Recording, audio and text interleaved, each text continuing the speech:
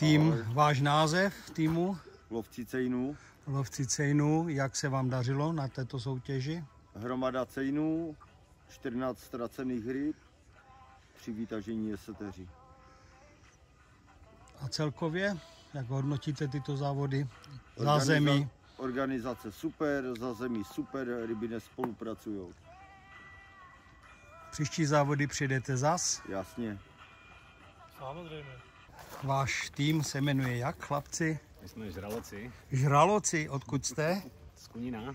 Jak se vám dařilo na této soutěži? No, tak zatím největší ryba, tak zatím dařilo, no. Přijdete zase na příští závody? Určitě přijdem. Zázemí spokojení? Ano, Jo, prostředí taky se líbilo? Všecko vychází, akorát ty ryby nechce se jim z vody, no. Tým, máte nějaký název? Kuchiko.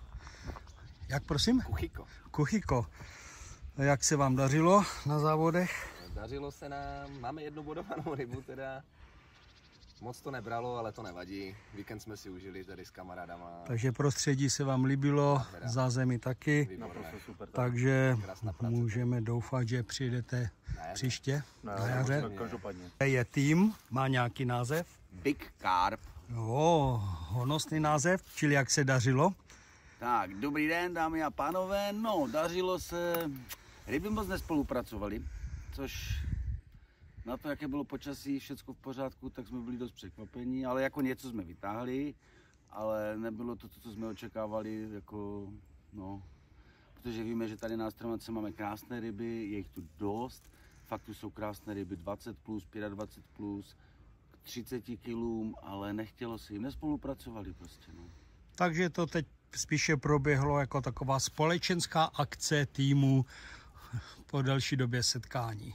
Ale jo, dalo by se říct, že takhle, protože spolu tady chodíme, máme nový tým mezi náma, kluci jsou super, takže jsem zase rád, že jsem viděl po půl roce nebo kolikrát, že jsme se sešli, bo jezdíme furt stejná branč plus minus, jako, takže jsem rád, že se dala nějaká půlečka, pokecali jsme, vyměnili jsme názory svoje rybářské různé a všecko.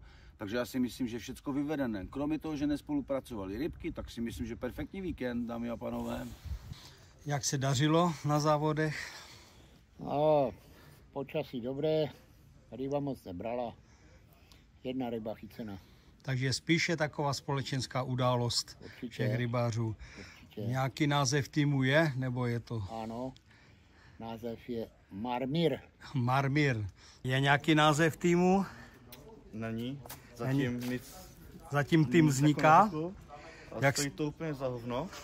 Chytli jsme asi 7 ryb. Nejtěžší asi 10,5 kg.